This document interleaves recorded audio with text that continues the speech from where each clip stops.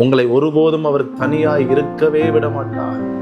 தனியாய் இருக்கவே விட மாட்டார். ஆண்டவராகிய இயேசு கிறிஸ்துவின் நாமத்தினாலே உங்களை வாழ்த்துகிறேன். அன்பானவர்களே, இன்றைக்கான வார்த்தை யோவான் 8ஆம் அதிகாரம் 29வது வசனம். என்னை அனுப்பினவர் என்னுடனே கூட இருக்கிறார். பிதாவுக்கு பிரியமானவைகளை நான் எப்பொழுதும் செய்கிறபடியால் அவர் என்னை தனியே இருக்க விடவில்லை என்றார்.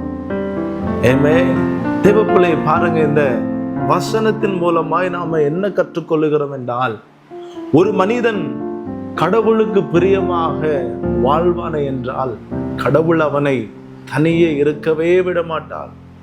கடவுளுக்கு பிரியமான காரியங்களை செய்தால் கடவுள் அவன் கூடவே இருப்பார். ஏனென்றால் எனக்கு பிரியமான காரியங்களை செய்கிறார் என்று சொல்லி அவனை அதிகமாய் பிடித்து நேசித்து அவனோடு கூட இருப்பார்.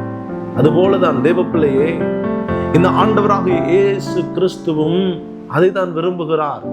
அவருக்கு பிரியமான காரியங்களை நீ எப்பொழுதுமே செய்வாயே என்றால், அவருக்கு பிரியமான காரியம் என்ன? நீ பரிசுத்தமாய் இருப்பது, நீதி செய்வது, அவருடைய கட்டளைகளை பின்பற்றுவது, அவருடைய கற்பனைகளை கை கொள்ளுவது, அவருக்காக நீ ஏதாகிலும் செய்வது, ஊழியம் செய்வது. தேவப்பிள்ளையே, அவர் சொன்னபடியே நடப்பது, இதுதான் அவருக்கு பிரியமான ஒரு காரியம். இதில் மாறுபட்ட கருத்து அவருக்கு பிரியமில்லாதது. தேவப்பிள்ளையே, ஆகவே இந்த காரியங்களிலே நீங்கள் அவருக்கு பிரியமாய் வாழ்வீர்களே என்றால் உங்களை ஒருபோதும் அவர் தனியாய் இருக்கவே விட மாட்டார். தனியாய் இருக்கவே விட மாட்டார். இயேசுவே நமக்கு கொடுத்திருக்கிறார் பரிசுத்த ஆவியானவர். அவர் நம்மை ஒருபோதும் திக்கற்றவர்களாய் விட மாட்டார்.